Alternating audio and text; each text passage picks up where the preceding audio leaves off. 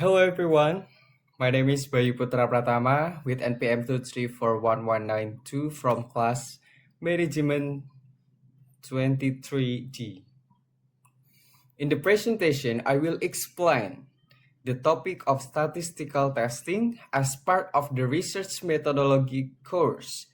Statistical testing is a crucial step in the research process because it helps us determine whether the results of the study are significant and reliable. It allows research to make data-driven decision and drive valid conclusion based on evidence.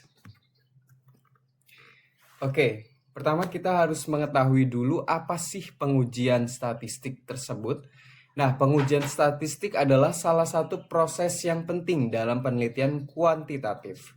Ini untuk menguji kebenaran hipotesis berdasarkan data yang diperoleh. Dalam pengujian ini, peneliti dapat mengambil keputusan nih, apakah menerima atau menolak hipotesis berdasarkan hasil analisis statistiknya.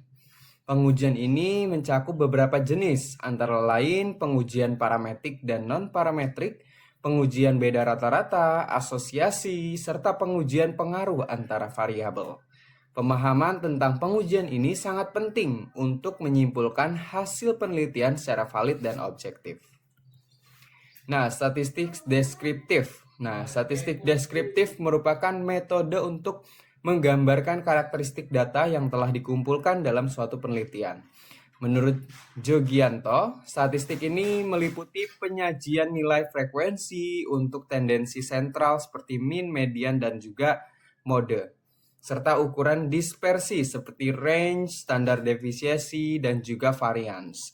Tujuan untuk statistik deskriptif sendiri adalah untuk menyajikan nih data secara ringkas dan juga informatif, sehingga penelitian dapat memahami pola atau distribusi data sebelum dilakukan pengujian lebih lanjut. Selanjutnya ada pengujian hipotesis, yaitu proses untuk menentukan apakah dugaan awalnya atau hipotesisnya itu tentang suatu parameter populasi dapat diterima atau tidak nih berdasarkan data si sampel. Prosesnya itu dimulai dari merumuskan hipotesis dulu, yaitu hipotesis 0 atau H0 dan hipotesis alternatif atau H1 atau HA. Lalu memiliki jenis pengujian yang sesuai, menentukan tingkat kepercayaannya atau confidence level dalam menghitung statistik uji. Kalau misalnya di ekonomi, mungkin confidence-nya itu adalah 95%. Dan menghitung statistik ujinya, hasil pengujian akan menentukan nih apakah hipotesisnya itu 0 ditolak atau diterima dengan mempertimbangkan arah uji. Bisa dia satu sisi atau dua sisi, dan nilainya signifikansi. Kemudian ada pengujian parametrik dan juga non-parametrik. Pengujian statistik dibagi menjadi dua jenis utama, yaitu ada parametrik dan juga non-parametrik.